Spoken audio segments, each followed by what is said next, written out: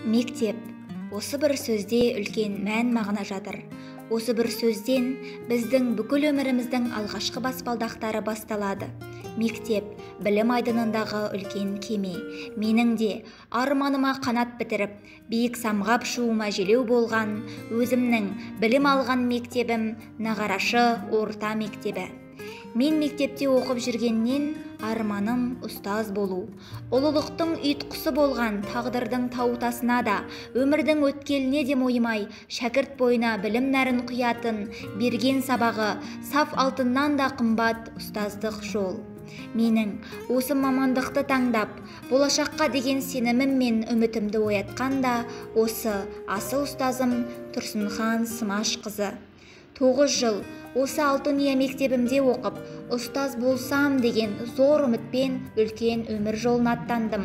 Арман жетегінде Жаркент жоғары гуманитарлық техникалық колледжіне оқуға түстім. Колледж қабырғасында мектепте алған білімім мен өнерімді әрі қарай шыңдап, өзімді жоғары деңгейде көрсете алдым. Мемлекеттік іс тәжірибені мектептер арасында өту таңдауы болды. Көп ойланбастан Алтын-Ұя мектебімді таңдадым. Және де сол таңдауым мені қателестірмепті. Ұстаздарым білім берудің ұтымды тұстарын көрсетіп, менің ұстаздық жолымдағы білімімді әрі қарай шыңдай түсті. Мектебім маған үлкен өмірге жолдама берді, үлкен өмірге дайындады. Мен болашақта ұлы ұстаз болсам деген арманыма қол созып, осы өзім оқыған, менің жүрегімнің мектебі Нағарашы орта мектебіне ұстаз болып оралуым үлкен бақыт. Ұстаздарыммен қатар тұрып, алғашқы еңбек жолымды бастадым. Алғашқы күннен бастап-ақ мектеп ұжымы қолдау көрсетіп, менің ұстаздық жолымдағы ой-өрісімнің өсуіне ықпал етті. Әрбір оқушының да, ұстаздың да арманы әдемі гүлденген, кең кабинеттері бар, спорт алаңы бар, техникалық жабдықталған әсем мектеп.